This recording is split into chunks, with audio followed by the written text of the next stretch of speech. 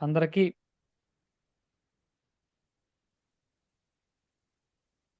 నమస్కారం. ఇప్పుడు ఈరోజు సత్సంగంలో మనము తెలుసుకోబోయే అంశం చాలా ముఖ్యమైనటువంటి అంశం. ఈ అంశం ఏమిటంటే, మనం నామము అంటున్నాం. నామయోగం అని మనం చెప్తున్నాం. మనం చేసేటటువంటి సాధన నామయోగ సాధన అని మనం అంటున్నాం. ఈ సాధనలో ఉన్నటువంటి వీళ్ళందరికీ మీరందరూ కూడా నామయోగులే అవుతారు. నేను నామయోగులు అని ఇంకా సంబోధించట్లేదు ఎవరిని కూడా. నామయోగులందరికీ నమస్కారం అని నేను చెప్పాలి, సంబోధించాలి. కానీ అది అర్థం చేసుకొని ఆ నియమాలున్నాయి. ఆ నియమాలు పాటిస్తూ అంటే గురుముఖంగా ఒక నియమాన్ని ఒక రూలు, ఒక కమాండ్ అనుకోండి. దాన్ని తీసుకొని మనం ఫాలో అవుతూ విశ్వాసం ఇటు ప్రాసెస్ మీద, రెండవది గురువు మీద విశ్వాసం ఉన్నప్పుడు మాత్రమే ఈ నామం మనం చేసేటటువంటి జపము యోగమవుతుంది. కాబట్టి యోగమే అన్నిటికంటే శ్రేష్టమైనది. ముందు యోగం ఎందుకు అనేది ఒక్క నిమిషం అర్థం చేసుకుంటే, ఆ తర్వాత మనం చేసేటటువంటి జపము, నామము ఎప్పుడు యోగమవుతుంది? దానికి నియమాలేమిటి? శాస్త్రంలో ఏం చెప్పారు? అని తెలుసుకొని, ఆ నియమాలను ఆచరించేటటువంటి సాధనలోకి మనం వెళ్ళాలిప్పుడు. కాబట్టి మన సత్సంగంలో ప్రధానమైనటువంటి ఇది ఘట్టమనే చెప్పాలి. కాబట్టి ప్రతి ఒక్కరూ దీన్ని స్పష్టంగా అర్థం చేసుకోవాలి. ఇది అర్థం చేసుకుంటేనే మన సాధన మనం యోగంలోకెళ్తాం. కృష్ణుడు పదే పదే చెప్పినప్పుడు తస్మాత్ యోగి భవ అర్జున, యోగి భవ అర్జున, నువ్వు యోగివిక అర్జున, యోగివిక అర్జున అని చెప్పారు. అనేకమైనటువంటి యోగ మార్గాలు కూడా కృష్ణుడు చెప్పాడు. అందులో భక్తి యోగం సులభమైనటువంటి యోగం. ఇప్పుడు హఠయోగం ఉంది. శరీరాన్ని ఎలా పడితే అలా మనం నిలబెట్టగలగాలి. ఒంటి కాలుతో ఒక రోజంతా నిలబడగలగాలి. మనం కాసేపు నుంచుంటే తిమ్మిర్లు అవి ఇవి ఎక్కుతాయి. కాసేపు కింద కూర్చుంటే నడుము నొప్పొస్తుంది. ఇన్ని సమస్యలు పెట్టుకొని హఠయోగాన్ని ఏం చేయగలుగుతాం? తర్వాత క్రియాయోగం ఉంది. రకరకాల క్రియలు చేయాలి. అంటే ఈ పొట్టని అసలు పూర్తిగా లోపలికి పంపించేసి రకరకాల క్రియాయోగాలున్నాయి. అవన్నీ మనం ఏం చేయగలం చెప్పండి? మనకన్నిటికీ భక్తి యోగం చాలా తేలిక. కానీ శక్తిలో మాత్రం వీటి దేనికి కూడా తగ్గనటువంటి శక్తి. ఈ భక్తిలో కూడా అనేకమైనటువంటి భక్తి మార్గాలున్నాయి. నవవిధ భక్తులు చెప్పారు మనకు. ఆ 9 నామస్మరణ అనేది మరింత సులభోపాయం. నామజపం, నామస్మరణ అత్యంత సులభోపాయం. కానీ మనం ఎంత నామం చేస్తున్నా, మనం యోగంలోకి వెళ్ళినప్పుడు మాత్రమే మనకు అసలు ఫలితాలొస్తాయి. సరే, యోగంలోకి ఎందుకెళ్ళాలి? యోగంలో వచ్చే ఫలితాలేంటి? ముందు తెలుసుకోవాలి గదా! దానివల్ల మనకు ఆసక్తి కలుగుతుంది. యోగంలో ఉన్న వాళ్ళకి మాత్రమే ఒక్క వెసులుబాటుంది. ఒక బెనిఫిట్ శాస్త్రాలు భగవంతుడు చెప్పాడు. ఏమిటంటే కర్మక్షయం యోగంలో ఉన్న వాళ్ళకి మాత్రమే వస్తుంది. భక్తి మార్గంలో ఉన్న వాళ్ళకి కర్మక్షయం అవ్వదు. ఇది స్పష్టంగా చెప్పాయి శాస్త్రాలు. పాపక్షయం అవుతుంది. పాపాలు పోతాయి. గంగలో మునిగితే పాపాలు పోతాయి. రామనామం చెప్తే పాపం పోతుంది. ఇంకేదన్నా ఒక యజ్ఞం చేశామనుకోండి మన పాపాలు పోవచ్చు. కానీ మన కర్మ పోదు. శాస్త్రాలేం చెప్పాయంటే అవశ్యం అనుభోక్తవ్యం కృతం కర్మ శుభాశుభం స్పష్టంగా చెప్పింది. సాక్షాత్తు భగవంతుడే మానవ అవతారం తీసుకున్నా సరే కర్మను అనుభవించి తీరవలసిందే. భగవంతుడి విషయంలో కర్మ ఉండదు వాస్తవానికి. అతనికి అసలు ఎప్పుడు ఏ జన్మలో కూడా కర్మ చేయడు కదా! కర్మే చేయడు. కృష్ణుడు నేనసలేమి చేయట్లేదు అన్నాడు గదా! రాముడు కూడా నేనేం చేయలేదన్నాడు గదా! కాబట్టి కర్మ అంటదు. కానీ ఇతరులిచ్చే శాపాలుంటాయి కొన్ని. ఋషులు, ఇతర దేవతలిచ్చే శాపాలు. ఆ శాపాలే వాళ్ళకి కర్మలుగా ఉంటాయి. ఆ కర్మను ఖచ్చితంగా భగవంతుడు అనుభవించి తీరవలసిందే. కర్మ నుంచి ఎవరు తప్పించుకోలేరు. ఇది పరమ సత్యం. ఇది మన సనాతన ధర్మం బల్లగుద్ది చెప్పేటటువంటి ఒకానొక విషయం పరమ సత్యం. ఏమిటంటే కర్మ నుంచి ఎవరు తప్పించుకోలేరు.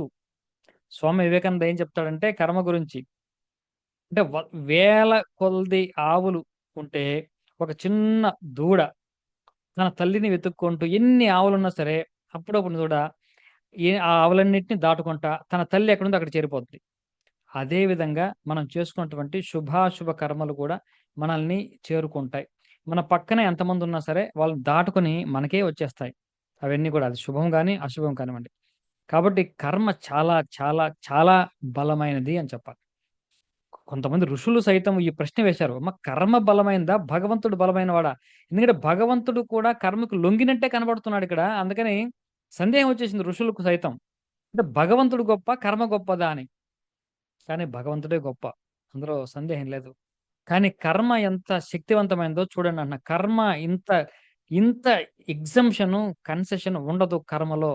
యాజ్ ఇట్ ఈస్‌గా అనుభవించి తీరవలసిందే అని ఉంటే అనుభవించి తీరవలసిందే. ఎటువంటి ఇది మనమేం చేయలేం. ఇంపాసిబుల్. భగవంతుడే కర్మకు లొంగడం మనం చూస్తున్నాం గదా!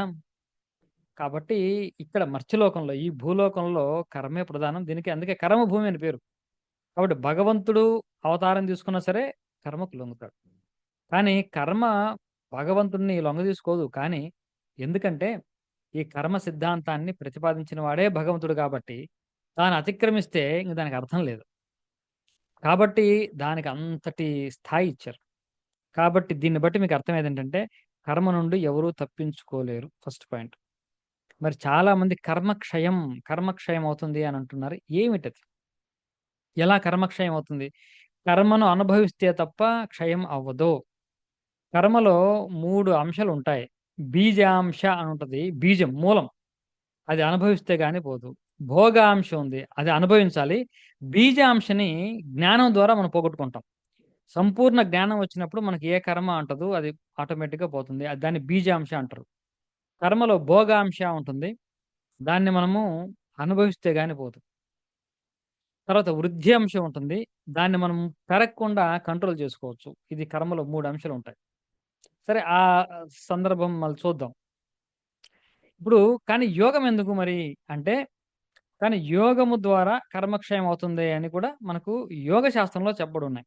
మరి ఒకవైపు అవశ్యం అనుభోక్తవ్యం కృతం కర్మ శుభాశుభం అని చెప్తూనే శాస్త్రాలు, యోగము ద్వారా కర్మక్షయం అవుతుంది అని చెప్తుంటే దీన్ని ఎలా సమన్వయం చేసుకోవాలి? ఇది యోగంలో ఉన్న వాళ్ళకి, యోగంలో గురువులు చెప్పినప్పుడు మనకు అర్థమవుతాయి ఈ విషయాలు. కర్మ క్షయం అవుతుంది. అంటే నాకు ఈ యోగ మార్గంలోకొచ్చిన తర్వాత రకరకాల అనుభవాలు, ఆ కర్మక్షయం ఎలా అవుతుందో అనేది దత్తాత్రేయ స్వామి కొన్ని చూపించడం జరిగింది. అది నేను అన్నీ నేను చెప్పడం నాకు ఇష్టం లేదు. అంటే వ్యక్తిగతమైన విషయాలు చెప్పకూడదని అనుకుంటా ఉంటాను. కానీ ఇక్కడ ఈ సందర్భంలో చెప్పాలి. ఎందుకంటే చెప్తే గాని మీకు కూడా ఒక విశ్వాసం రాదు. మనం సరైన మార్గంలో ఉన్నాము. అంటే నాకెలా కర్మక్షయం అయిందో మీకు అలా కర్మక్షయం అవుతుందని నమ్మాలంటే నేను ఒకటో రెండో చెప్పాలి. చాలా ఉన్నాయి అటువంటివి. ఇక్కడ అన్నీ మనం చెప్పడం అనేది నాకు ఉద్దేశ్యం కాదు. అది మీరు దయచేసి గమనించండి. నేను వ్యక్తిగతమైన విషయాలు ప్రస్తావించకూడదు అనే ఒక నియమం కూడా ఉంది మన సత్సంగంలో. అయినా సరే కొన్ని సందర్భాల్లో నా వ్యక్తిగతమైన అనుభవాలు చెప్పడం జరుగుతుంది. ఇది కేవలం సాధనకు ఉపయోగపడేటటువంటి అనుభవాలు మాత్రమే నేను చెప్తున్నాను. నేను చెప్పాలనుకుంటున్నాను. అది కూడా మీకు ఒక విశ్వాసం రావాలి. ఇలా చేస్తే అవుతుందని. అంటే మీకంటే ముందు వెళ్ళినవాడు ఈ మార్గంలో ఎళ్తే ఇలా వస్తుందని చెప్పి అనుభవించినవాడు చెప్తున్నాడని తెలుసుకోవడం కోసమే.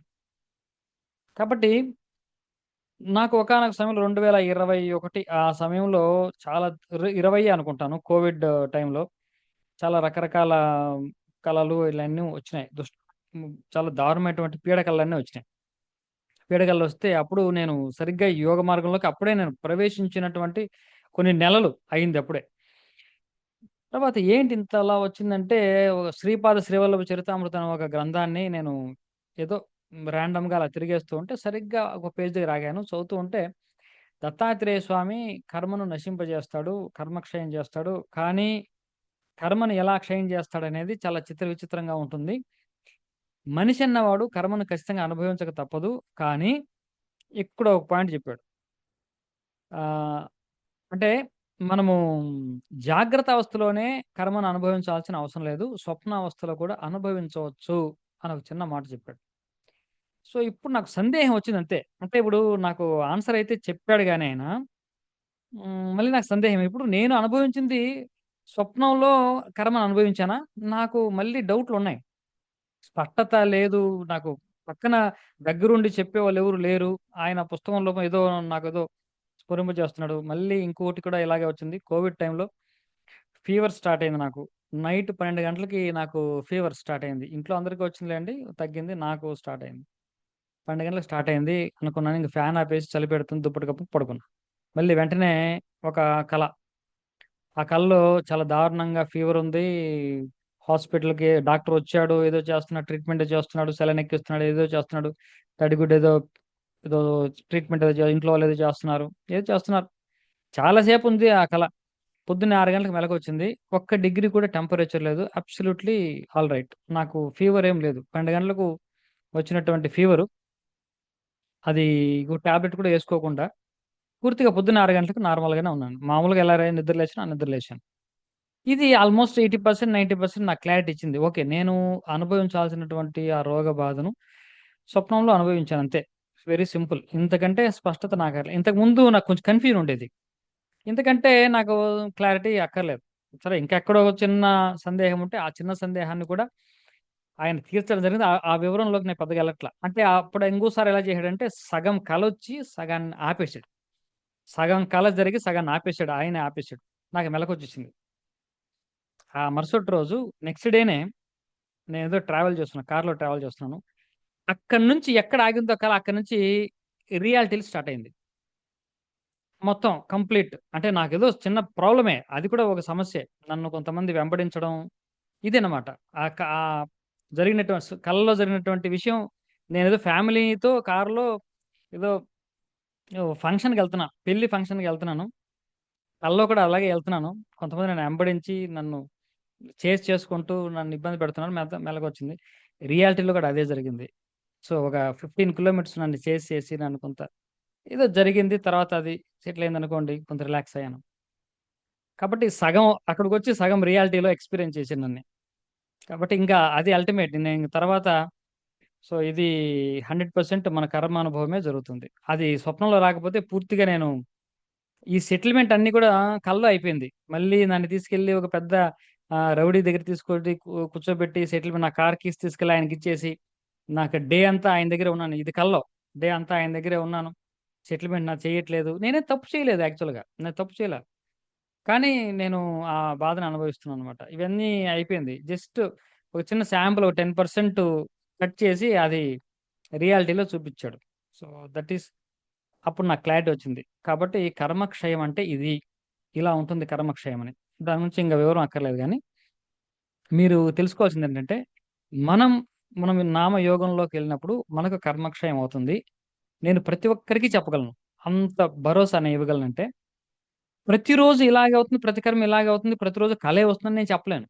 ఇది నిర్దిష్టంగా ఇలాగే ఉంటుందని లేదు.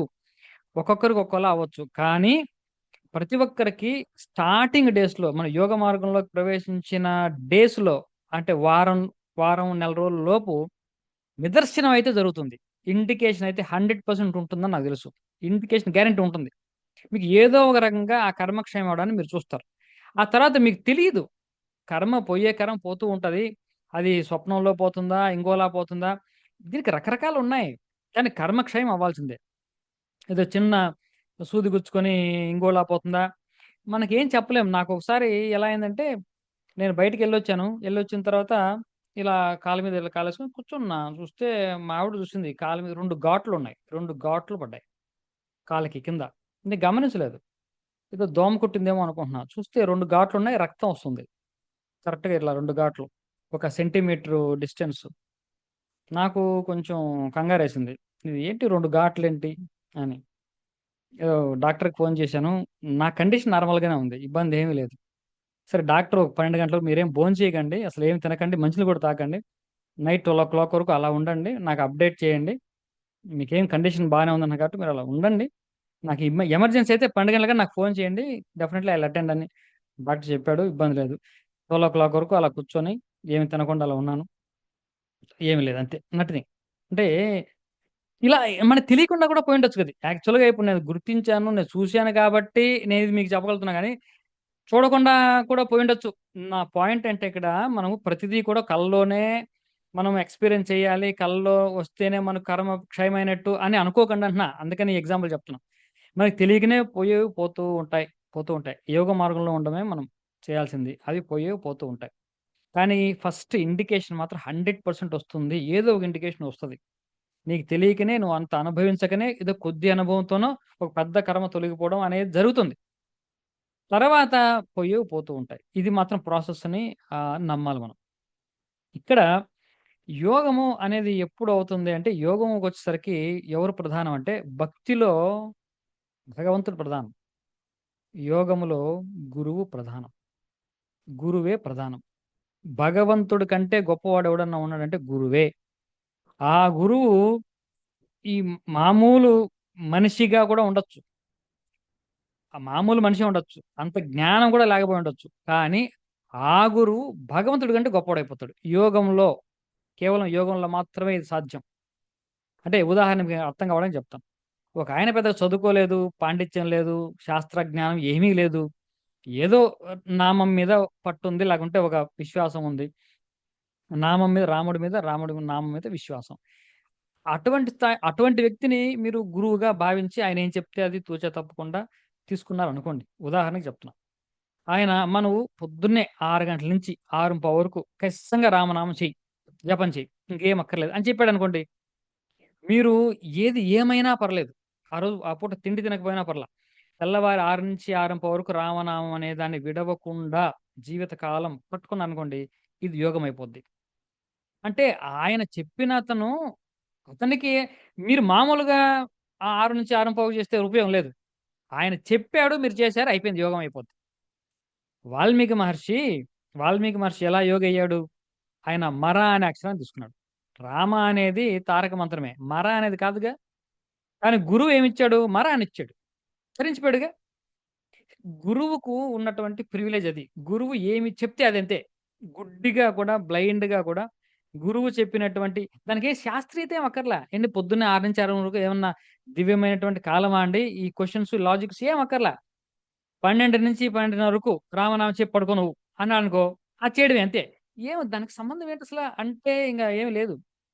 అంతే. అది ఏం అంటే టైం చెప్పాను. పద్ధతి ఈ పద్ధతిలో నువ్వు చెయ్యి. లేకపోతే ఇలా రాయి. ఇలా రివర్స్‌లో రాయి. ఏం చెప్పినా కూడా, ఎవరేం చెప్పినా కూడా అదే యోగమైపోతుంది. అది గురువు మీద ఉన్నటువంటి విశ్వాసంతో అలా అవుద్ది. కాబట్టి గురు అనుగ్రహంతోనే నామజపం యోగమవుతుంది. ఇది నెక్స్ట్ పాయింట్. కాబట్టి యోగంలో గురువే గొప్ప. భగవంతుడి కంటే. ఇది గుర్తుపెట్టుకోండి. చాలా చాలా ముఖ్యం.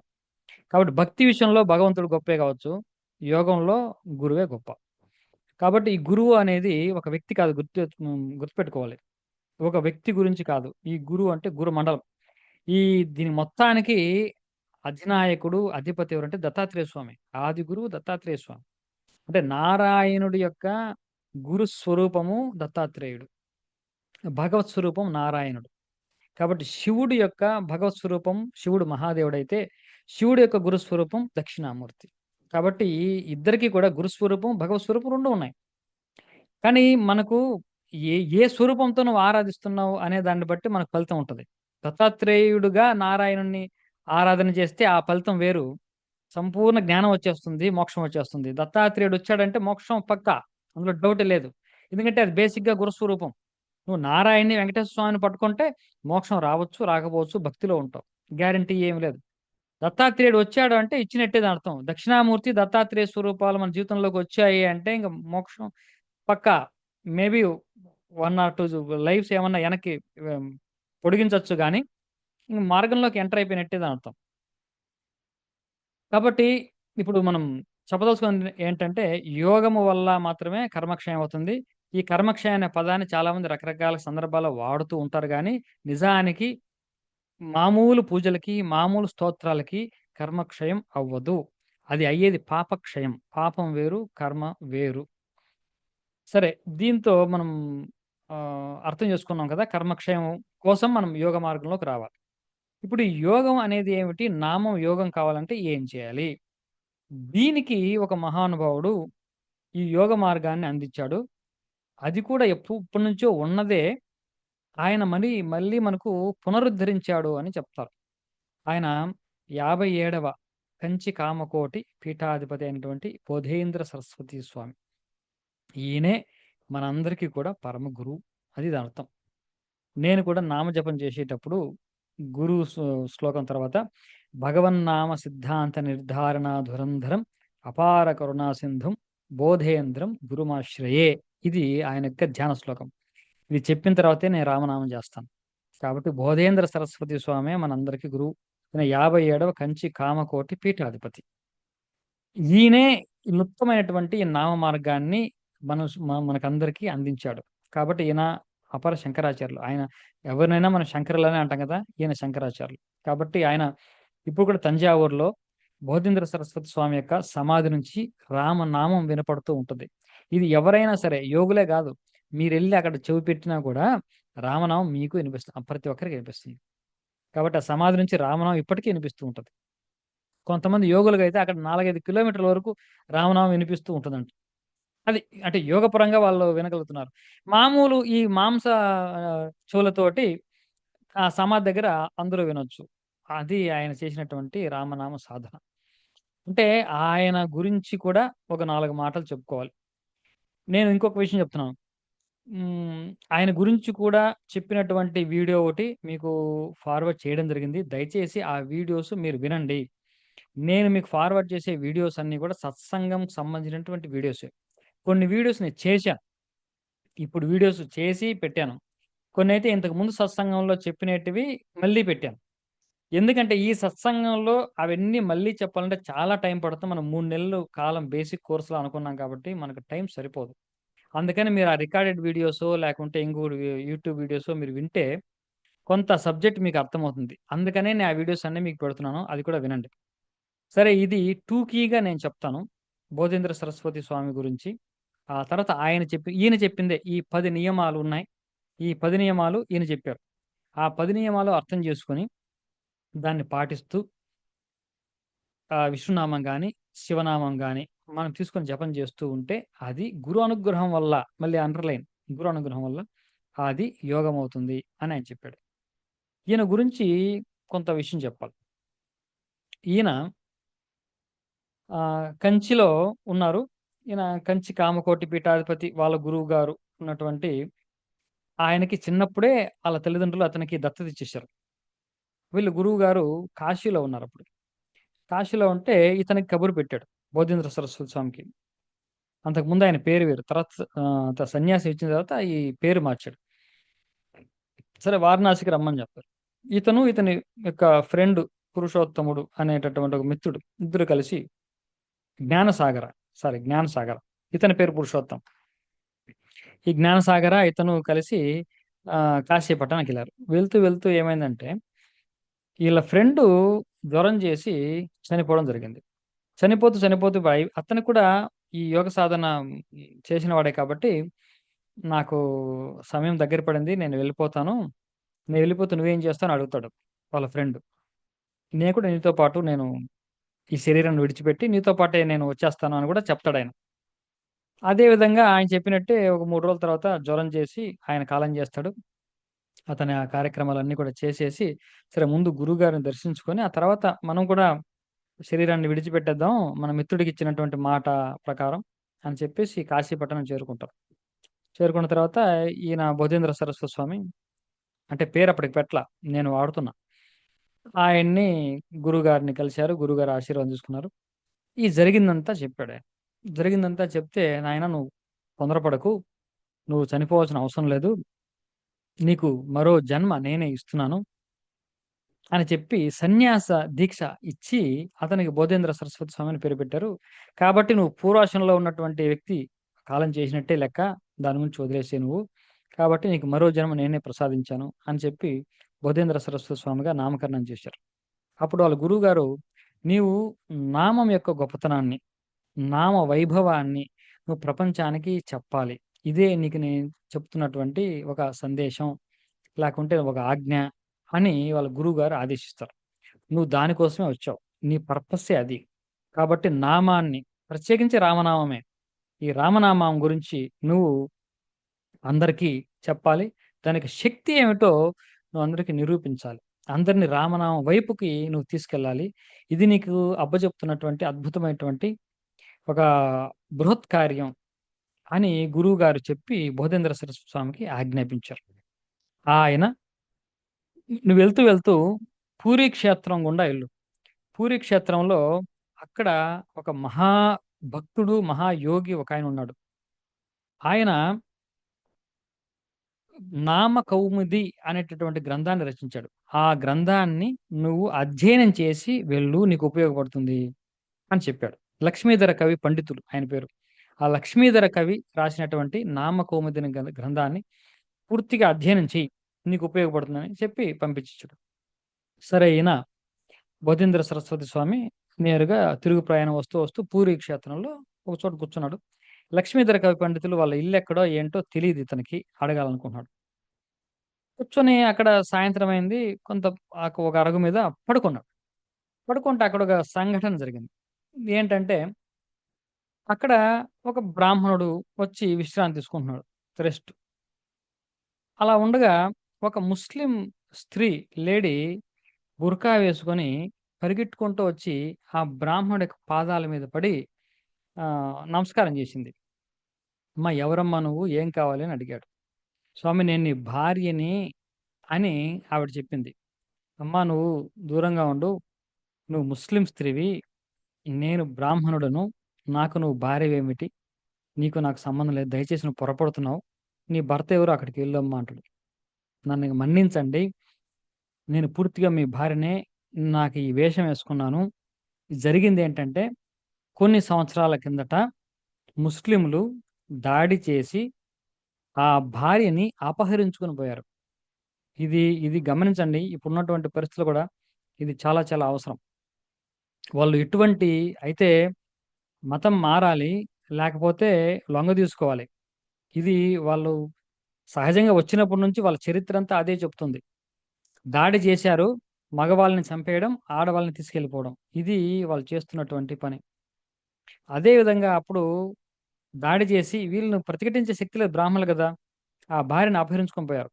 నేను వాళ్ళ ఇంట్లో దాసిగా పనిచేశాను. కానీ మానసికంగా ఎటువంటి దోషం నేను చేయలేదు. ఎటువంటి కల్మషం నాకు లేదు. కానీ అశక్తురాలిని. నేనేం చేయలేకపోయాను. కాబట్టి ఎప్పుడెప్పుడు అక్కడి నుంచి తప్పించుకొని రావాలా అని నేను చాలా ప్రయత్నం చేశాను. ఈరోజు నాకు అవకాశం దొరికింది. తప్పించుకొని వచ్చాను. మీరెక్కడున్నారో ఎతుక్కుంటూ వస్తే మీరిక్కడ కనపడ్డారు. కానీ నన్ను మీ భార్యగా కాకపోయినా సరే, నేను అపవిత్రురాలని అనుకుంటే, కనీసం మీ ఇంటి దాసిగా అన్నా సరే, మీ ఇంట్లో పని మనిషిగా అన్నా నన్ను అంగీకరించండి అని ప్రాధేయపడింది. అప్పుడు ఆయన మనసు కరిగి, "నువ్వు నా భార్యగానే చేసుకుంటాను. కానీ నిన్ను శుద్ధి చేస్తాను." శుద్ధి చేసే ప్రక్రియ మనకు ధర్మంలో చెప్పే ఉంటారు. కాబట్టి అటువంటి ప్రక్రియ చేయించి నిన్ను శుద్ధి చేసి భార్యగా సంపూర్ణంగా స్వీకరిస్తాను అని ఆయన చెప్పాడు.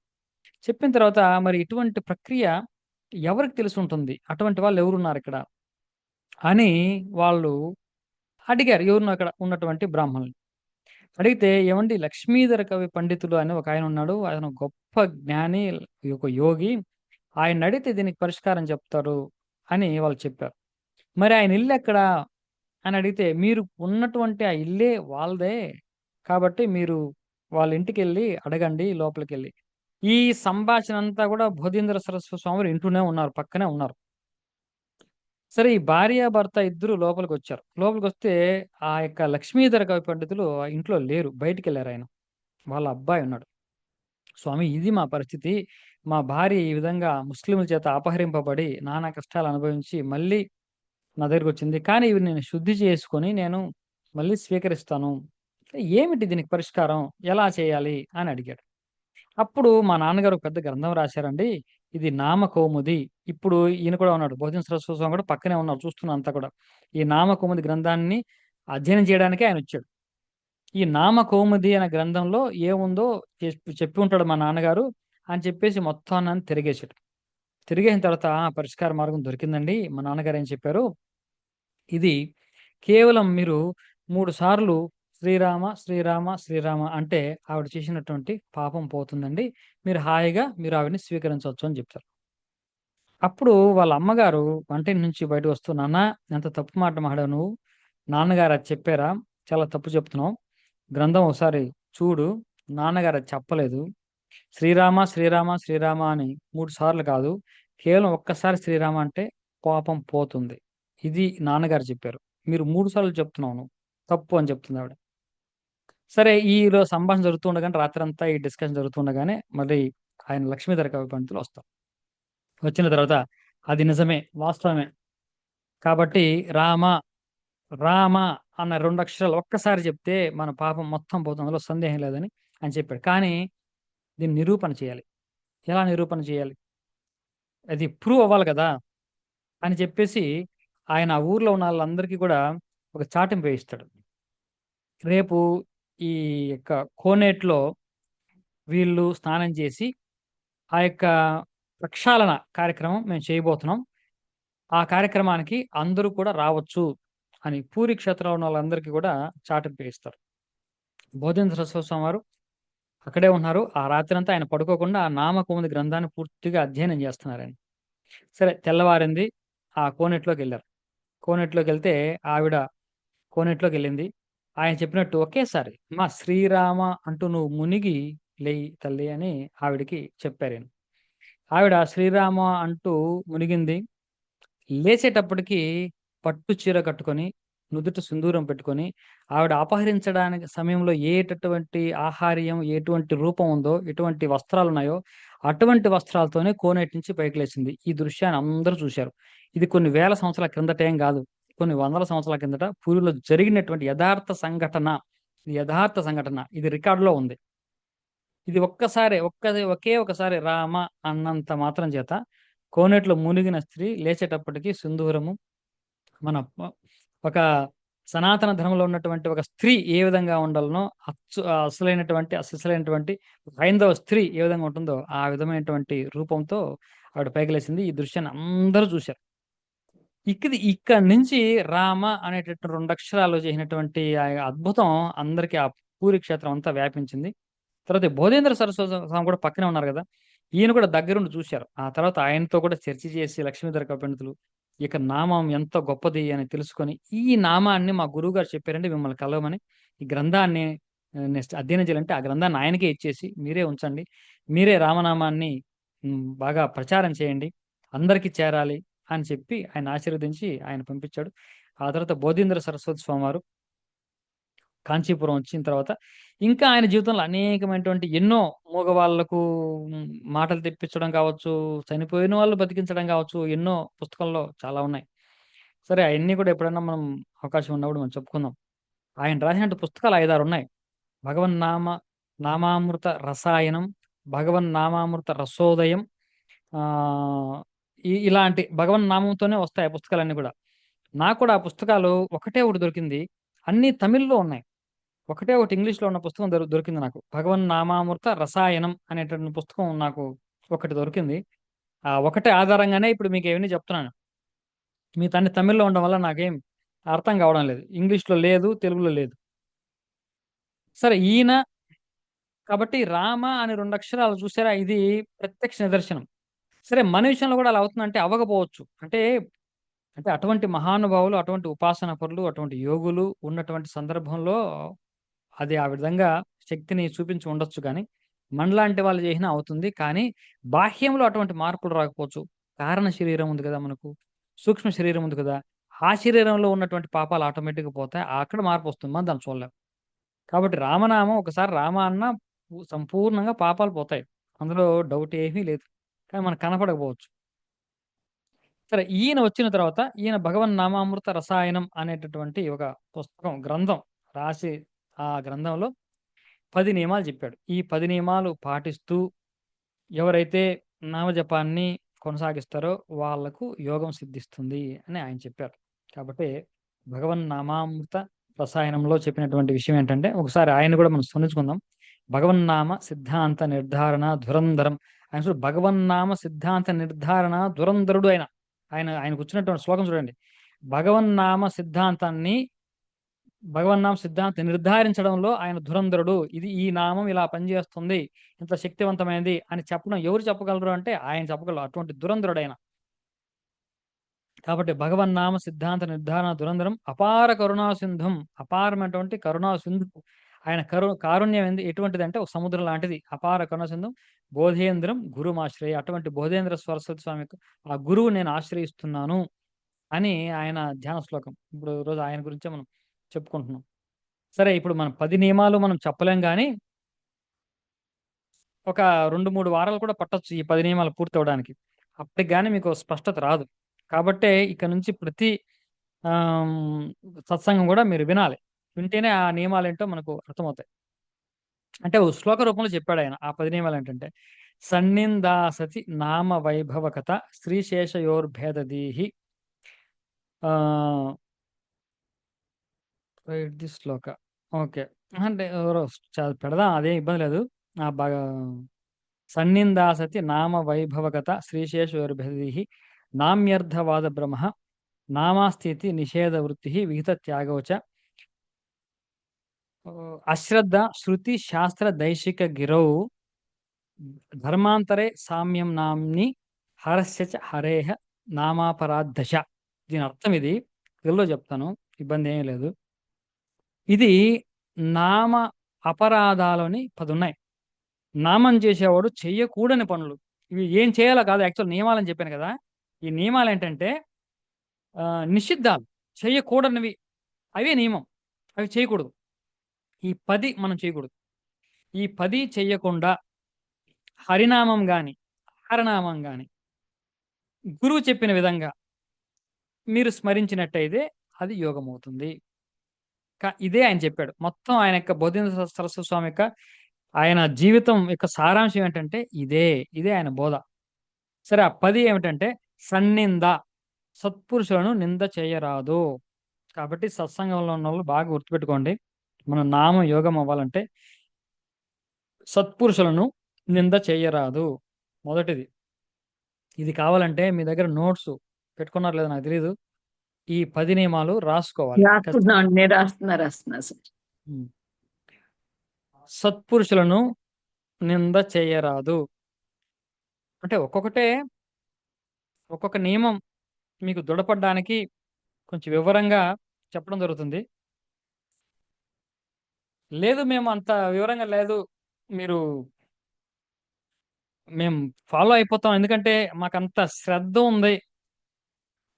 ఆయన మీద బోధిన సరస్వతి స్వామి యొక్క మాటే మాకు శాసనం అనుకుంటే ఇంక వివరం కూడా అక్కర్లేదు. మీరు ఫాలో అయిపోవచ్చు. సత్పురుషులు నింద చేయరాదు.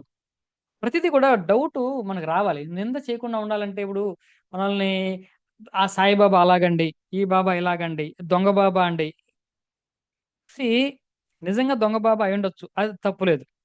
ఒకవేళ వాళ్ళు నిజంగా కరెక్ట్‌గా ఉండి ఆయనేం చెప్తాడో తెలుసా? అంటే మా గురువుగారు ఏం చెప్తారంటే, వీళ్ళు మహానుభావులు, యోగులు కూడా తప్పులు చేయొచ్చు.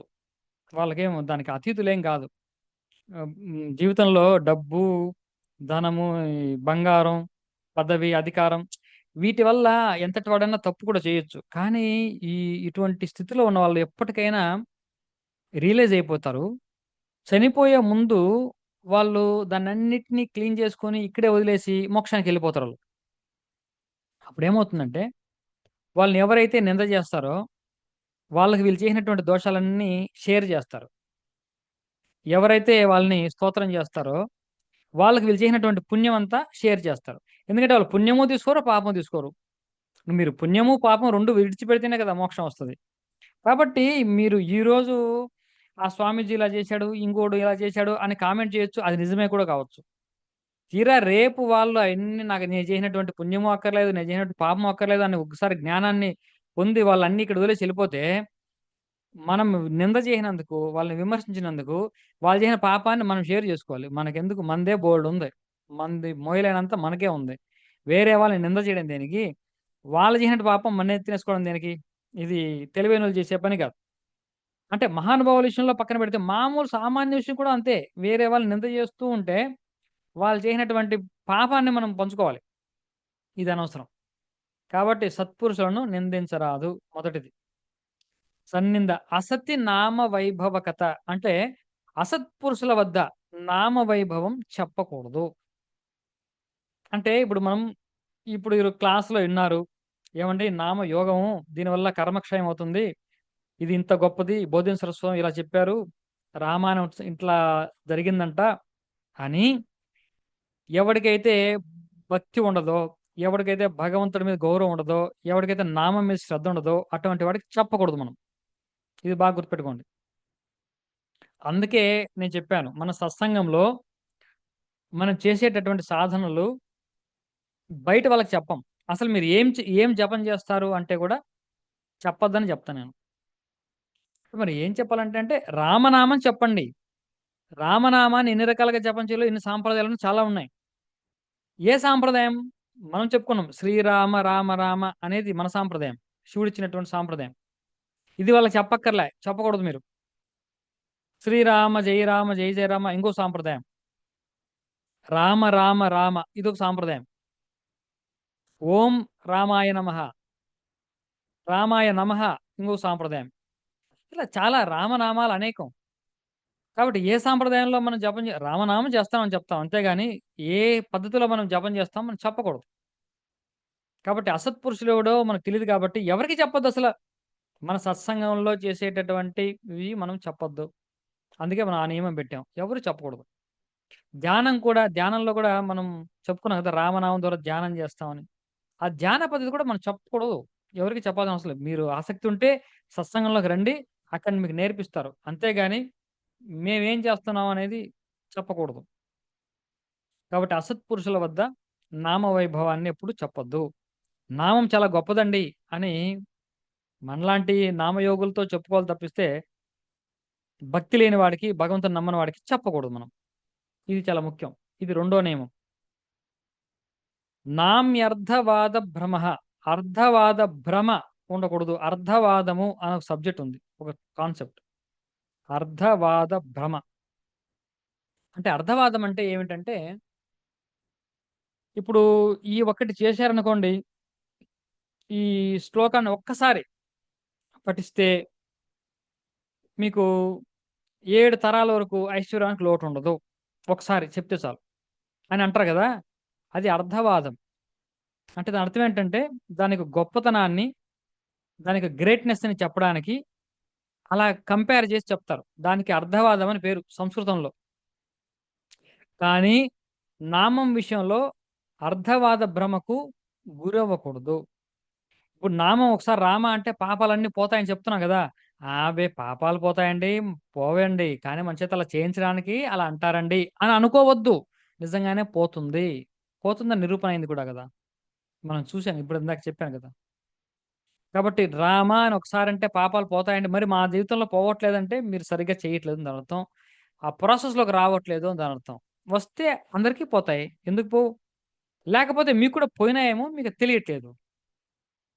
కాబట్టి పోవడం పక్కా. దానికంత శక్తి ఉంది.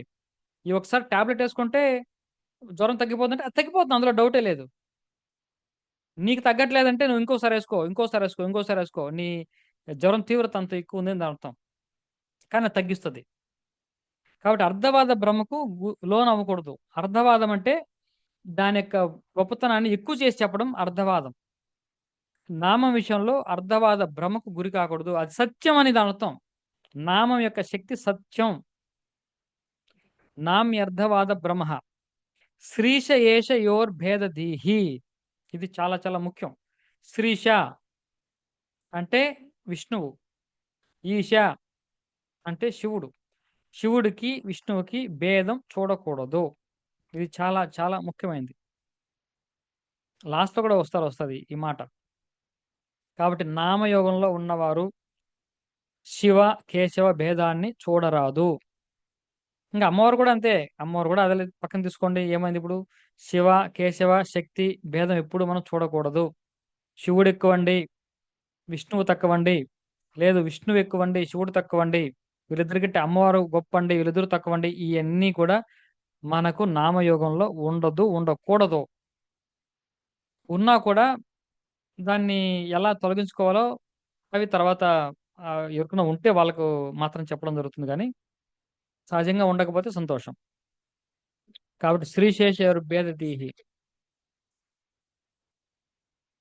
శివుడికి, కేశవుడికి ఎప్పుడు భేదం చూడరాదు. ఇది మహాదోషం. మనకు శాస్త్రాల్లో, పురాణాల్లో చాలా స్పష్టంగా చెప్పారు. కృష్ణుడే చెప్తాడు ఒక సందర్భంలో, మద్భక్త శంకరద్వేషి, మద్వేషి శంకరప్రియః తావుభౌ నరకం యాంతి యావశ్చంద్ర దివాకరౌ. కృష్ణుడు చెప్పినటువంటి మాట. మద్భక్త శంకరద్వేషి, నా భక్తుడై ఉండి శంకరుని ద్వేషించేవాడు మద్వేషి శంకర ప్రియ, నన్ను ద్వేషించి శంకరుని ఇష్టపడేవాడు తావుభౌ, ఇద్దరు రెండు రకాల వ్యక్తులు కూడా నరకం యాంతి, నరకానికి వెళ్తారు. ఎప్పటి వరకు ఉంటారంటే నరకంలో అంటే యావత్ చంద్ర దివాకరో, ఎంతకాలం అయితే సూర్య చంద్రులు ఉంటారో అంతకాలం. ఎంతకాలం ఉంటారండి? మన్వంతరం వరకు ఉంటారు. 84 మహాయుగాలు వరకు సూర్యుడు చంద్రుడు ఉంటారు. అది ఒక మన్వంతరం. కాబట్టి మన్వంతర కాలం నరకంలో ఉంటారని చెప్పి ఇంతకంటే ఏం చేయాలి? కాబట్టి శివకేశవులకి ఎప్పుడు భేదం చూడరాదు. ఆ తర్వాత అశ్రద్ధ, ఇక్కడ 3 పాయింట్లు ఒకేసారి చెప్పాడు. శృతి, శాస్త్ర, దైశిక గిరవు. అంటే అశ్రద్ధ దేనికి ఉండకూడదు? అశ్రద్ధ, వేదం పట్ల అశ్రద్ధ, శాస్త్రం పట్ల అశ్రద్ధ, దైశిక అంటే గురువాక్యం. గురువాక్యం ఏం చెప్తే అది ప్రమాణం, అంతే, అది సత్యం, అది తీసుకోవడమే. ఈ 3 ఒకేసారి చెప్పాడు. అశ్రద్ధ, శృతి, శాస్త్ర, దైశిక గిరవు. దైశిక అంటే గురు, శృతి అంటే వేదం, శాస్త్రం అంటే శాస్త్రాలు, గురువాక్యం. ఈ మూడిటి పట్ల అశ్రద్ధ ఉండకూడదు. 3 వచ్చేసినాయి. 4, 3, 7 అయినాయి.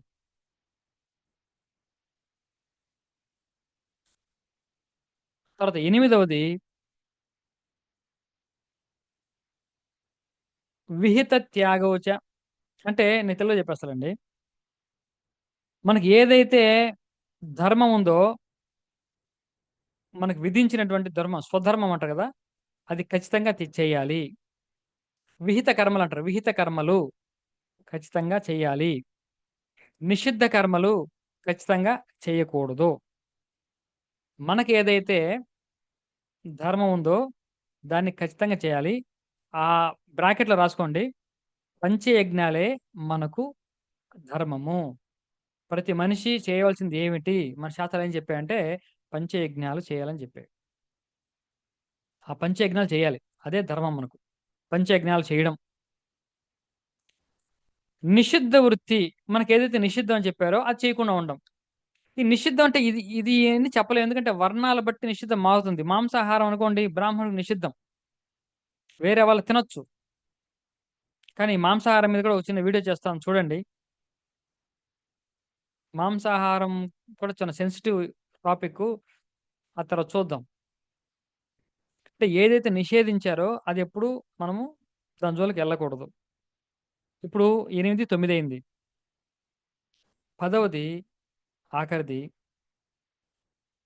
ఈ నామ మార్గమే గొప్పది. రాసేసేయండి. నామ మార్గమే అన్నిటికంటే గొప్పది.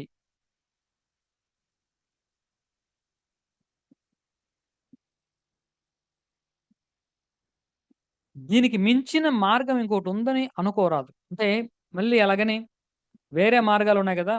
కొంతమంది ధ్యానం అంటారు, శ్వాస మీద ధ్యాస అంటారు, కొంతమంది ఏదేదో చెప్తారు, కొంతమంది ఆ జపం, ఈ జపం, ఏదో రకరకాల మార్గాలున్నాయి. వీటన్నిటికి కూడా మనం తీసుకున్నటువంటి నామ మార్గమే అన్నిటికంటే గొప్పది. కానీ వాటిని మనం తిరస్కరించకూడదు, వాటిని విమర్శించకూడదు. ఇది కూడా ఉంది. మంది గొప్పదే. నామమే గొప్పది. అందులో సందేహం లేదు. నామమే గొప్పది. నామం ద్వారానే తరించగలం. కానీ మిగిలిన మార్గాల్ని మనము తిరస్కరించము, విమర్శించం. ఇది ఇంపార్టెంట్. నామమే అన్నిటికంటే గొప్పది. మనం సార్ అన్నిటికంటే ఉత్కృష్టమైనటువంటి మార్గంలో ఉన్నాం అని గుర్తించాలి. ఇప్పుడు 10 అయ్యుంటాయి. చెప్పమ్మా, ఏదో అడుగుతున్నారు. పం- పంచయజ్ఞాలు అంటే ఏం సార్? అది చెప్తాను, రేపు చెప్తాను. ఇప్పుడు ప్రతి ఒక్కరూ కూడా ఇప్పుడు పంచయజ్ఞాలు చేయాల్సిందే. ఇప్పుడు మీరు యోగం కావాలి అంటే, మనం చేసే నామం యోగం అవ్వాలి అంటే, మనందరం నామయోగులుగా మారాలి అంటే, మీరు ప్రతి ఒక్కరు పంచయజ్ఞాలు ఆచరించి తీరవలసిందే. అందులో సందేహం లేదు. ఖచ్చితం. ఇందులో ఎక్స్‌క్యూజెస్, ఈ 10 నియమాల్లో ఎక్స్‌క్యూజులు ఉండవు. అది. పైగా నేను చూడండి, ఆ 10 నియమాలు, ఆ పంచయజ్ఞాలు వచ్చే సత్సంగంలో చెప్తాను. ఆ తర్వాత మీరు బాగా ఆలోచించుకొని, ఈ నియమాలు మనం పాటించగలమా లేదా అని అనుకున్న వాళ్ళు మాత్రమే, వాళ్ళ చేత మాత్రమే నేను ఒక ప్రతిజ్ఞలాగా చేయించి, ఒక దీక్ష లాగా ఇప్పిస్తాను. అప్పుడే మీకు అది యోగంలోకి వెళ్తుంది. ఒక్కసారి దీక్ష తీసుకుంటే జీవితకాలం విడిచిపెట్టకూడదు. ఇదొక నియమం. నేను ముందుగానే అనౌన్స్ చేస్తాను. మీరు విడిచిపెట్టకుండా ఉండగలం అన్న వాళ్ళే తీసుకోండి, సత్సంగంలో ముందుకెళ్ళండి. Otherwise you drop. కాబట్టి నెక్స్ట్ ఒక 2-3 సత్సంగాల తర్వాత ఎంతమంది డ్రాప్ అవుతారో అయిపోవచ్చు. ఇబ్బంది ఏం లేదు, మొహమాటం ఏం లేదు. లేకుంటే ఎటువంటి ఉపయోగం లేదు. ఈ నియమాలన్నీ మేము జీవితకాలం చేయలేమండి. ఏదో కొంతకాలం అనుకున్నాం. మీరేంటో లైఫ్ టైం అంటున్నారు. అవన్నీ అయ్యే పనా, పోయే పనా అనుకుంటే హ్యాపీగా డ్రాప్ అయిపోవచ్చు. ముందుగా అసలు దీక్షలోకి వెళ్ళకుండా హ్యాపీగా డ్రాప్ అయిపోవాలి. వచ్చిన తర్వాత వచ్చిన తర్వాత ఒక దీక్షలాగా తీసుకున్న తర్వాత, లేకుంటే నేను ప్రతిజ్ఞ చేస్తాను. ఈ నియమాలన్నీ నేను చేస్తాను, కట్టుకుంటా. ఈ పంచభూత సాక్షిగా ప్రతిజ్ఞ చేస్తున్నాను అని విజయ్ చెప్పించిన తర్వాత మీరు చేయకపోతే మహాదోషం. దానికంటే హ్యాపీగా డ్రాప్ అయిపోవడం బెటర్. సుఖం ఇప్పుడు ఎలా ఉందో అలానే ఉంటుంది కనీస పరిస్థితి మన జీవితం. ఇప్పుడు స్కూల్కి వెళ్తే, ఒక కాలేజీలో చేరితే అక్కడ కొన్ని రూల్స్. లేకుంటే ఉద్యోగం అనుకుందాం. ఒక ఉద్యోగంలో చేరామనుకోండి అమ్మా, నెలకి 50,000 లక్ష రూపాయలు జీతం ఇస్తారు. కానీ పొద్దున్నే 9:00 వెళ్ళిపోవాలి, లాగిన్ అవ్వాలి, ఇంకోటి రూల్స్ ఉంటాయి, డ్రెస్ కోడ్ ఉంటుంది, ఐడి కార్డ్ వేసుకోవాలి. ఇవన్నీ ఫాలో అవ్వాలా లేదా? కంపల్సరీ ఫాలో అవ్వాలి. నువ్వు జీతం ఇస్తున్నాడు కదా. అరే ఇవన్నీ ఏంటో నాయన, నేను ఎంతో ఖాళీగా ఉన్నాను, పొద్దున 10 నిద్ర లేచావని నన్ను ఎవరు, మా అమ్మనైనా అడగలేదు, నువ్వు కూడా అడగడానికంటే నువ్వు బేవర్స్గా ఖాళీగా ఉన్నావు, నేను ఎవరు అడగరు. కానీ ఉద్యోగంలో చేరితే మాత్రం నేను అడుగుతారు. నీకు ఆ జీతం కూడా వస్తుంది. రూల్స్ ఉంటాయి, నువ్వు కట్టుబడి ఉండాలి వాటికి. నీ ఇష్టం వచ్చినట్లు ఉండడానికి లేదు. నీ ఇష్టం వచ్చి ఉండాలనుకుంటే నువ్వు ఉద్యోగం లేకుండా ఉండు. అది దాని అర్థం. ఆ రిజల్ట్ వస్తుంది. రిజల్ట్ రావాలంటే మనం ఒక ప్రాసెస్లోకి వెళ్ళాలి, ఒక సిస్టంలోకి వెళ్ళాలి. అది మాత్రం పక్కా. కాబట్టి ఈ 10 నియమాలు గుర్తుపెట్టుకోండి. వచ్చే వారం మనం ఆ పంచయజ్ఞాలు ఏంటో మనం చూద్దాం. ఎలా చేయాలో కూడా నేను చెప్తాను. చాలా తేలికే. ఇప్పటి వరకు ఒకసారి ఎవరైనా చదివితే నేను ఇందాం అనుకుంటున్నా ఆ 10 మీరు కరెక్ట్గా రాసేలా చూద్దామని అంతే. సార్ ఎగ్ మాంసాహారమా శాకాహారమా? ఎగ్గు కూడా మాంసాహారమే, అందులో సందేహమే లేదు. ఈ రకరకాల సైంటిస్టులు ఎక్కువైపోయి వాళ్ళకి అనుకూలంగా వాళ్ళు మార్చుకుంటున్నారు అంతే. ఆ లెక్కన కోడి కూడా శాకాహారమే. వాళ్ళ ఈ లెక్క ప్రకారం ఏముంది? ఎగ్గు మాంసాహారం, సందేహం లేదు. ఎగ్గు అనేది పిండంతో సమానం. అది పిండం. కోడి యొక్క పిల్ల అందులో ఉంది, పిల్ల ప్రాణం ఉంది. కాబట్టి ఎగ్గు కూడా మాంసాహారం కిందే లెక్క. సార్ శాస్త్రం ఫస్ట్ అపార గురు సిద్ధాంత దురంధర శ్రీ బోధేంద్ర సరస్వతి భగవన్నామాం భగవన్నామాం భగవన్నామ సిద్ధాంత భగవన్నామ సిద్ధాంత నిర్ధారణ సిద్ధాంత నిర్ధారణ దురంధరం. దురంధరం. భగవన్నామ సిద్ధాంత నిర్ధారణ దురంధరం. భగవన్నామ సిద్ధాంత నిర్ధారణ దురంధరం.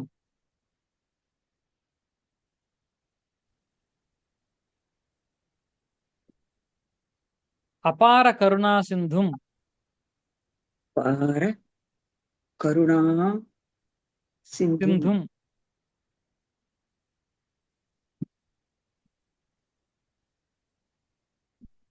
బోధీంద్రం బోధేంద్రం గురుమాశ్రయే. గురు మాశ్రయే. గురుమాశ్రయే.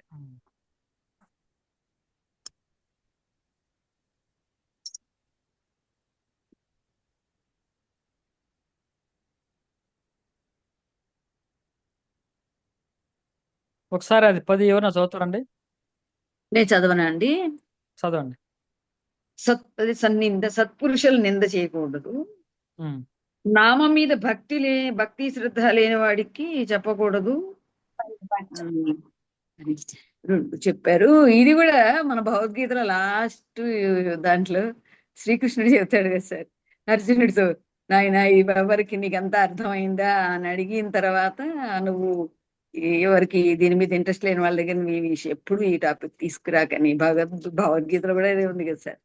అసలు నిజంగా ఎక్సలెంట్. ఆ శ్లోకం నాకు నోటికి రాదు కానీ అద్భుతం. అది కూడా అది గుర్తుకొచ్చింది నాకు సార్ ఇది చెప్తుంటే. మీరు నెక్స్ట్ జపం కూడా మనం ఏం చేస్తున్నామో ఎవరికి చెప్పకూడదని ఒకటి చెప్పారు. నామ్యార్థవాద భ్రమ అంటే నామం చేస్తే పోతుంది అని వాదించే వాళ్ళకి చెప్పకూడదు. నామం ఉమ్. శక్తి సత్యం, శివకేశవులకి భేదం ఎప్పుడు అర్ధవాదం ఎంచకూడదు. అంటే అర్ధవాద భ్రమ అని ఒకటి ఉంది. అర్ధవాదం అంటే దాని గొప్పతనం చెప్పడానికి అంతటి వాడండి అని అంటూ ఉంటారు. వీడు రాముడు అంతటి మంచివాడండి, లేకుంటే ధర్మరాజు అంతటి వాడండి అంటారు కదా. ధర్మరాజు అవునండి, అంతటి వాడు అంటే ఇంకో మంచివాడని చెప్పడమే. నిజంగా ధర్మరాజు అంతటి వాడు అవలేడు వీడు. అవునండి. అలా నామాన్ని కూడా, నామం చాలా శక్తివంతమైందండి, ఎంతటి పాపమైనా పోతుందండి, బ్రహ్మచర్య పోతాయని అంటారు కదా. ఉమ్. కానీ బ్రహ్మ అర్థవాద కోసం చెప్తున్నట్టు అనుకుంటారేమో. అది అనుకోకండి. నామం విషయంలో చెప్పేవన్నీ కూడా అర్థవాద భ్రమకు లోనవద్దు. అది పరమ సత్యం అని దాని అర్థం. ఇదే పరమ సత్యం. నామం ఉమ్. యొక్క శక్తి సత్యం, కేశవులకి భేదం ఎప్పుడు చూడకూడదు. అదొకటి. నెక్స్ట్ అండి ఇది వేదం పట్ల, శాస్త్రం పట్ల, గురువాక్యం పట్ల అశ్రద్ధ ఉండకూడదు. అవును. ఇదొకటి చెప్పచ్చు. నెక్స్ట్ స్వధర్మాన్ని ఖచ్చితంగా పాటించాలి, చెయ్యాలి. నిషిద్ధ కర్మలు చేయకూడదు. పంచయజ్ఞాలు చేయడం ధర్మం. అదొకటి రాశాను. నామ మార్గాలన్నింటికంటే గొప్పది, దీనికి మించిన మార్గం లేనే లేదు. ఇందుకు వేరే పద్ధతులను, ఇందులో వేరే పద్ధతులను, వేరే వాళ్ళ పద్ధతులు మనం ఎంచకూడదు. నామమే గొప్ప, అదే నామమే ఒక గొప్పది. ఎస్. వేరే పద్ధతిలో మనం విమర్శించకూడదు. దీనికి మించిన మార్గం లేదు. ఎస్, దీనికి మించిన మార్గం ఇంకోటి ఉందని అసలు మీకు తలుపు కూడా రాకూడదు. ఎస్ అంతవరకు ఏమో మనం అలా కాదు, మనం కొంత డౌట్ చెప్పించేస్తారు కొంతమంది. నామజపం చేస్తూ ఉంటే, నామాలు ఉంటే, ఏంటి మీరేంటి నామజపం చేయడం అంటే, కళ్ళు మూసుకోండి, హాయిగా శ్వాస మీద ధ్యాస పెట్టండి, అయిపోతుంది, ఇంకేం అక్కర్లేదు అనే వాళ్ళు ఎవరో వస్తారు మీ జీవితంలోకి. అవునండి. అరే కరెక్టేనేమో, అనవసరం టైం వేస్ట్ చేస్తున్నాము, ఎంతకాలం జపం చేస్తే ఇదే బాగుంది, ఈ పంచయజ్ఞాల నియమాలు అక్కర్లేదు అంటున్నారు, హాయిగా మనం చేసుకోవచ్చు అండి, ఏం అక్కర్లేదు అనే వాళ్ళు వస్తారు మన జీవితంలోకి. అప్పుడు మన విశ్వాసం చెదిరిపోతుంది. అవును సార్. గుర్తుపెట్టుకోండి, అన్నిటికంటే శ్రేష్టం అంటే కలి అదే. అంటే కాబట్టి మనం ఏదైతే శ్రేష్టంలో ఉన్నామో, ఇంత శ్రేష్టమైనటువంటి మార్గాన్ని కూడా మనకి సందేహం వచ్చేంత అందంగా, సైంటిఫిక్ గా మాట్లాడగలరు జనాలు. ఇది ఇది మన అవును సార్. శాస్త్రం, ఇది శాస్త్రం చెప్తున్నారు. కాబట్టి రకరకాల కొత్త కొత్త మార్గాలు వచ్చినాయి. ఇప్పుడు కొత్త కొత్త మార్గాలు, కొత్త కొత్త నామాలు కూడా వచ్చినాయి. మనుషుల్ని దేవతలు చేసేసి, ఆ దేవుల వాడికి ఒక నామం పెట్టేసి, వాటితో మంత్రాలు చెప్పేసి, అవన్నిటి కూడా మనం భ్రమకు గురైపోతున్నాం. అవి గొప్పదేమో, ఏమో వీళ్ళు ఎవడో టెస్ట్ మనీ ఇస్తాడండి, ఏమండి నేను వచ్చానండి, నేను ఇలా చేశాను అంతే, నాకు ఇలా అయిపోయింది అలా అయిపోయిందంటే, ఏమో అనవసరం మనం ఇంతకాలం ఈ రామనామాన్ని పట్టుకొని టైం వేస్ట్ చేసాం, ఇదేదో చాలా పవర్ఫుల్ గా ఉన్నట్లుంది, మనం కూడా అది చేస్తే బాగుంటుందని ఆడికి వెళ్తాడు, ఇంక అంతే. విశ్వాసం చెదిరిపోద్ది. ఇది కలికాలం అంతే. మీరు మీరు లాస్ట్ క్లాస్ లో చేయించారు రామ నామంతో మెడిటేషన్. అది కూడా బాగుంది సార్. నేను రెగ్యులర్ గా చేస్తున్నా దాన్ని. ఒక్కసారి బ్రీత్ ఇలా తీసుకుని అది ఆపి ఎంతసేపు నా గ్యాప్ లో రామ రామ రామ రామ అనుకోవడం, తర్వాత అది కొంచెం సేపు ఇదే వదిలేయడం. అది అది కూడా బాగా పనిచేస్తుంది సార్. నేను చేస్తా, రెగ్యులర్ గా చేస్తున్నాను. అది బాగానే అనిపిస్తుంది, నాకు చాలా హాయిగా అనిపిస్తుంది. అంటే నేను చాలా ఏమైనా దానివల్ల నేను అంటే పొందాను అంటే నేను చెప్పలేను, కానీ చాలా హాయిగా అనిపిస్తుంది. అది చేస్తున్నాను సార్, నేను రెగ్యులర్ గా చేస్తున్నాను మీరు చెప్పిన. అది బాగుంది. చాలా ఫలితాలు ఒకటి మీరు వస్తాయండి మీకు, వస్తాయి కూడా. మీరు రామ ఒక పదం తర్వాత పదం ఆ గ్యాప్ ని గమనించమన్నారు. అదొకటి చెప్పారు. నెక్స్ట్ ఒక బ్రీత్ తీసుకుని హోల్డ్ చేసి అది ఎన్నిసార్లు రామ అనగలరు అన్నిసార్లు, అది దాని మీద ఇది బాగా కాన్సన్ట్రేషన్ కుదురుతుంది ముందర. ఇది దీనివల్ల మనకి ఫోకస్ బాగా కుదురుతుంది సార్ దాని మీద. అదొకటి చాలా బాగుంది సార్. మీరు థ్యాంక్ యూ ధ్యానం సార్. చేస్తున్నారంటే ఆ శూన్యంలోకి వెళ్ళడం, రామాకి మధ్యలో గ్యాప్. ఉన్న గ్యాప్ లో ఆ గ్యాప్ ని గమనించమన్నారు. అది ఒక శూన్యం, ఆ శూన్యాన్ని గమనించమన్నారు. అది బాగుంది, అది కూడా చేస్తున్నాను సార్. నెక్స్ట్ ఒక రామనామం, ఒక బ్రీత్ తీసుకుని ఆగి ఎన్నిసార్లు రామనామం చేయాలి అది ఒకటి చెప్పారు సార్. కొంచెం క్లారిటీగా చెప్తే ఇంకా బాగా, అది కూడా నేను ఓకే చేస్తున్నాను. ఓకే ఓకే లేదా అది అది అది ప్రాణాయామం, అది ప్రాణాయామ కిందకి వస్తుంది ఆ సాధన. అది అంతా క్రియ, మనం మనం చేస్తున్నదంతా క్రియాయోగం కిందకి వస్తాయి. క్రియలే ఇవన్నీ కూడా. ఉహు. రామనామంతో చేసేటటువంటి ప్రాణాయామం అది. ఇవన్నీ క్రియాయోగమే, అంటే నామయోగమే మళ్ళీ క్రియాయోగంలోనే ఒక భాగం. క్రియలతోనే మనం చేస్తున్నాం, యాక్చువల్ క్రియాయోగంలో ఉన్నట్టే లెక్క మనం. Okay sir. అది చెప్తానండి, వివరంగా చెప్తాం. సరే, ఈ 10 నియమాలు వచ్చే సత్సంగంలో మరికొంత వివరంగా చెప్దాం. ఆ తర్వాత మనకు టైం ఉండట్లేదు. నేను మీకు సరే నెక్స్ట్ సత్సంగంలో చెప్తాలేండి. అంటే జీరో స్టేట్‌లోకి ఈజీగా వెళ్ళడానికి నామ సంకీర్తనే ఉపయోగపడుతుంది. అది నెక్స్ట్ అలా చూద్దాం. మీరు 10 నిమిషాలు ధ్యానం చేయండి. ఎన్నిసార్లు మనసు చెదిరిపోతుందో చూడండి. 10 నిమిషాలు మంచి సంకీర్తన పెడతా నేను. వినండి. ఎన్నిసార్లు మనసు చెదిరిపోతుందో మీరే గమనించండి. చాలా సింపుల్. ఎందుకో కష్టపడి మనసుని ఉంచుకోవడం కష్టంగా ఉంటది. ఒక చిన్న మంచి కీర్తనేనండి. మనసు ఆటోమేటిక్‌గా స్లో డౌన్ అయిపోతుంది. ఇది ఈజీ మార్గం మనం చేసేది. కళ్ళు మూసుకోండి. ఎంత కళ్ళు మూసుకొని బలంగా బిగించినా అది అది మనసు కదండీ! అది ఉంటుందా? కానీ అంత మనసు, అంత చంచలమైన మనసు కూడా ఒక కీర్తనకి, ఒక సంగీతానికి, ఒక భగవన్నామానికి, ఒక భగవత్ తత్వానికి అలా కట్టుబడిపోద్ది. లొంగిపోద్ది. ఇది ఇది సాధన అక్కర్లే. ప్రతి ఒక్కరికి ఉన్న అనుభవమే. మంచి పాట మనకు నచ్చిన పాట వినండి. సినిమా పాట వినండి కనీసం. ఎలా మనసు అలా ఆగిపోద్దో చూడండి. సంగీతంలో ఉన్నటువంటి శక్తి కదా అది. అంతకంటే ధ్యానం ఏంటి అంటున్నా. అంతకంటే ధ్యానం ఏంటి? కాబట్టి ధ్యానాన్ని మనం నామ సంకీర్తనతోనే మనం ధ్యానం చేస్తాం. నామంతోనే జపం చేస్తాం. నామంతోనే ప్రాణాయామం చేస్తాం. అన్నీ నామమే. నామంతోనే ఇదే నామయోగం అవుతుంది. అది దానర్థం. సరే మీరు వచ్చే ఫస్ట్ లో సత్సంగంలో ఒక వెంకటేశ్వర స్వామి గుడిలో అలా చేయించారు మా చేత మెడిటేషన్. స్వామివారిని అదేలెండి. అలా ఊహించుకోండి. అది మీకు అన్నమాచార్యుల కీర్తన కంటి కంటి నిలువు చక్కని మేని దండలు అంటూ పాదాల నుంచి స్వామివారి కిరీటం వరకు ఎక్సలెంట్ సార్ అది. మీరు వినే అవును. ఉంటారా కీర్తన? అవునవును.